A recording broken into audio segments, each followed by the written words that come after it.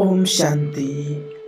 अब की बार जो झटका लगेगा, टूलेट का बोर्ड लगेगा। समय की वैल्यू को समझें, क्योंकि समय बार-बार किसी को नहीं मिलता है और आज समय और परिस्थितियों को देखते हुए, हमें समय की समीपता को देखते हुए सब कुछ स्पष्ट दिखाई दे रहा है, क्योंकि हम अपनी आँखों के सामने एक-एक महावाक्य, एक-एक जो बाबा ने शब्द बोले हैं, उनको साकार होते हुए देख रहे हैं।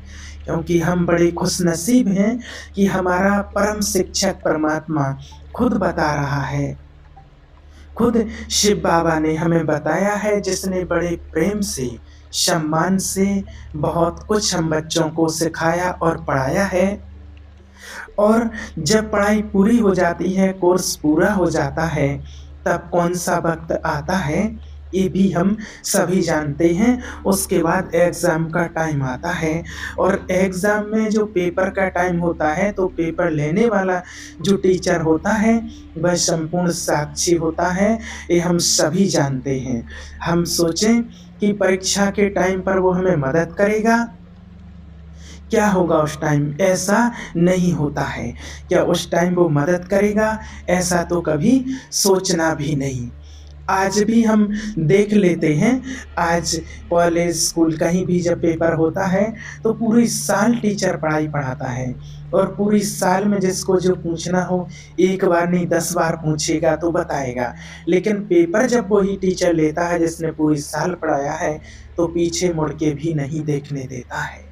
तो सोचिए क्या होगा? अभी भी वक़्त है थोड़ा। अभी तो हम जैसे समझिए कि बिल्कुल लास्ट कगार पर खड़े हैं और अगर अभी भी हमारे ज्ञान का तीसरा नेत्र नहीं खुला, तो भगवान कहता है कि प्लीज़ तीसरा नेत्र खोलकर समय को देखिए और समय को भाँपिए और समय की नज़ाकत को समझते हुए अब मुझे क्या करना चाहिए, वो कर लेना चाहिए अभी ही। अभी भी थोड़ा-सा वक़्त दिया है शिव बाबा ने, अब की बार। और जो समय तीव्र गति से जो समय बढ़ रहा है और परिस्थितियाँ जो संसार में दिन-प्रतिदिन देखते जा रहे हैं कि जो बढ़ रही हैं, जो समस्याएँ संसार में बढ़ रही हैं, उन समस्याओं और परिस्थितियों को देखते हुए अब की बार जो झटका लगेगा, उसके बाद फिर हमें वक़्त नहीं मिलेगा, टू लेट का वर्ड फाइनल ही लग जाएगा। और सबसे वंडरफुल बात तो ये है कि हमें सब कुछ पहले ही बता दिया है। परमात्मा ने हमें सब कुछ पहले बता दिया है और कितने सालों से शिव बाबा हमें बताते आ रहा है।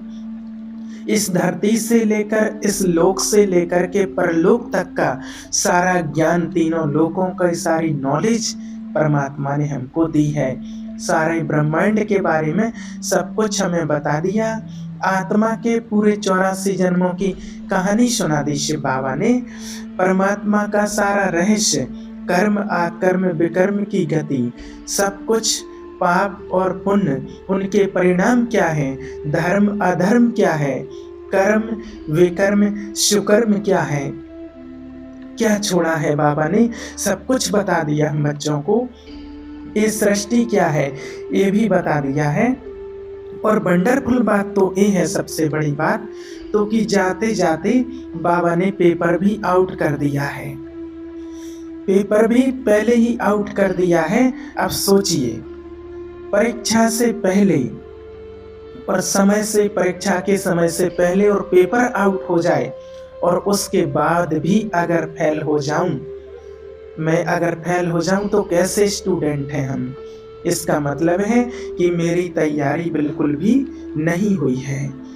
इसलिए अभी समय के रहते हुए सोचिए, या तो मैंने पढ़ाई अच्छे से नहीं की, पेपर मेरे सामने आउट है, बाबा ने सब कुछ बता दिया है, बाबा ने पहले ही सब कुछ बता दिया कि ऐसा-ऐसा समय आएगा, आने वाले समय में ऐसी विपरीत परिस्थितियाँ होंगी, ऐसी-ऐसी मुसीबतें आएँगी, सब कुछ बाबा ने स्पष्ट किया है। हम क्या अनजान तो नहीं थे? बाबा कहते हैं कि परिस्थितियाँ तो सुधरेंगी नहीं और ये परिस्थितियाँ दिन-प्रतिदिन बिगड़नी ही हैं और बिगड़ती जा रही हैं। बाबा कहते हैं कि बच्चे, जो कुछ भी तुम देखते हो, कितनी बार ये पेपर आउट कर दिया है कि ये पेपर बाबा ने कहा कि इन आँखों से जो कुछ देखते हो, इस देह के साथ-साथ जो कुछ भी देखते हो, वो सब कुछ समाप्त हो जाएगा, पेपर आउट है। बाबा ने पहले ही सब कुछ बता दिया। जब वक़्त आता है तो अपनी परीक्षा में कितने खरे उतरे हैं, ये देखना है। क्या हम स्थिर रह पाते हैं? अगर मैंने ज्ञान को ठीक से सुना है, समझा है, मुरलियों का गहन अध्ययन किया है, मुरलियों को समझा है, मेरे पास अगर पावरफुल नोट्स हैं, मेरी बुद्धि में शक्ति भरी हुई है, तो वो बहुत हमारे मन को सपोर्ट करती है, मन पावरफुल बनता है और सहारा बनती है। और देखिए, प्रकृति का एक अटल नियम है कि किसी का कोई प्रियजन कितना भी प्यारा हो, खास हो, और अगर वो चला जाए तो उस समय तो हम उस टाइम हलचल में रहते हैं, लेकिन कुछ ही समय में, समय रहते समय ही हमारी मलहम बन जाता है और मलहम बन करके उस घटना को भुला देता है और आगे का रास्ता दिखा देता है और पीछे का सब कुछ हमको भुला देता है। ये नियम है प्रकृति का। लेकिन अब मुझे समय रहते आने वाले वक्त की तैयारी करनी है। समय रहते मुझे फेल नहीं होना है। क्या फेल होने के चांस हैं? बाबा कहते हैं कि क्या कहते हो कि देखो, जाना तो सबको है, अंतर सिर्फ इतना है कि कोई 2 दिन पहले जाएगा तो कोई 2 दिन बाद जाएगा और कोई तो जाने से पहले ही। परमात्मा ने ये कहा है कि बहुत अच्छी तैयारी कर लें, क्योंकि जब हम इस तरह से जाएं तो एकदम संतुष्ट और भरपूर होकर के जाएं और अच्छी उड़ान भरें, संतुष्ट होकर के मुस्कुराते हुए उड़ान भरें जब हम इस दुनिया को छोड़कर जाएं। लोग तो दुनिया में आज मृत्यु से डरते हैं, लेकिन बाबा ने कहा कि बच्चों के लिए जब मृत्यु होगी, और बच्चों की जब मृत्यु होगी तो उनकी मृत्यु नहीं होगी, उनकी मुक्ति होगी, क्योंकि मुक्ति के लिए आज दुनिया कामना करती है। दुनिया में सभी आज मुक्ति के लिए कामना करते हैं कि हमें मोक्ष मिल जाए, और उसके लिए तो दुनिया में लोग क्या क्या करते हैं। सब चाहते हैं कि मोक्ष मिले। मृत्यु किसकी होगी? जो आत्मा बंधनों में बंधी होगी, वो छूटना चाहेगी। लेकिन शिव बाबा ने कहा कि वो आत्माएं उस टाइम पर, अंत समय में छूट नहीं पाएंगी, चाहे तो वो अंत के टाइम के विकारों के बंधन हो, लोभ लालच के बंधन हो, कमी कमजोरियों के बंधन हो, वो आत्मा को एकदम जैसे जकड़ लेंगे। वो तो निकलना चाहेंगे, लेकिन ये बंधन उसे बांध रखेंगे, उसे निकलने नहीं देंगे। वो होती है मृत्यु। और जो आत्मा निर्बंधन होगी, स्वतंत्र होगी, वो आत्मा उड़ान भरेगी, मुक्ति का सुख लेगी। और मुक्ति का सुख ऐसा है कि जिन्हें हम शब्दों में बयां नहीं कर सकते हैं। जिन्होंने उड़ान भरी वो कौन थे? वो थी पुण्य आत्माएं।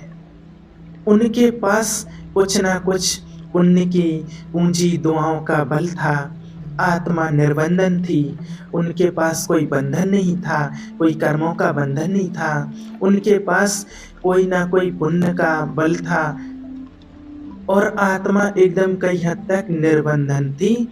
लेकिन बंधन में आत्मा थी, वशीभूत थी, उन आत्माओं को भय था।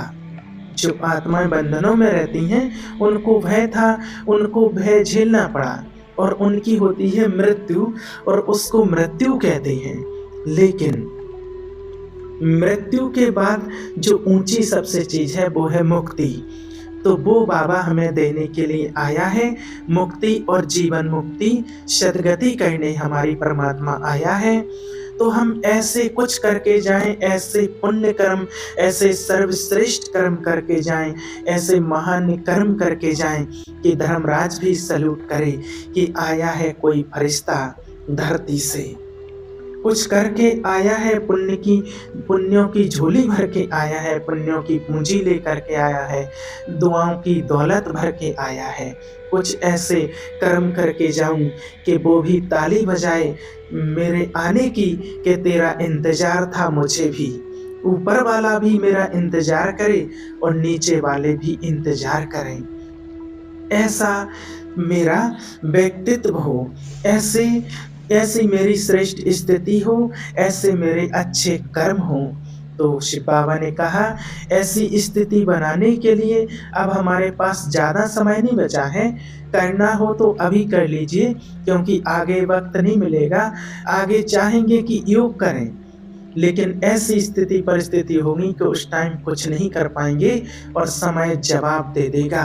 अब हमारे 63 जन्मों की क्लोजिंग होगी अपने कर्म बंधनों को काटने के लिए।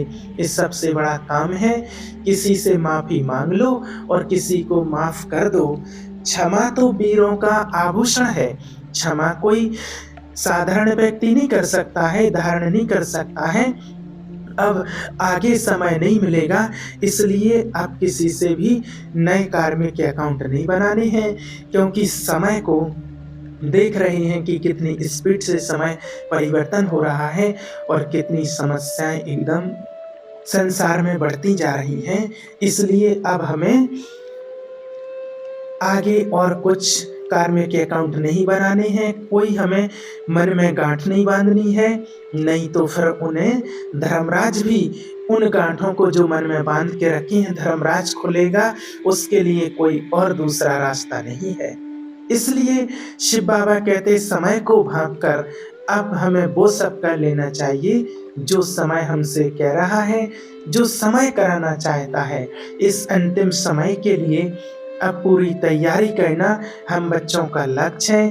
तीव्र पुरुषार्थ करके अपने उस लक्ष्य को हम प्राप्त कर सकें। वही समय चल रहा है पुण्य आत्मा बनने का, पुण्य कर्म करने का और अपनी श्रेष्ठ स्थिति बनाने का। तो ऐसे हमें पुण्य कर्म करके और अपनी श्रेष्ठ स्थिति बनानी है। एक परमात्मा का ध्यान करके, एक परमात्मा को याद करके हमें विशेष अपने कर्मों पर अटेंशन देना है। ओम शांति।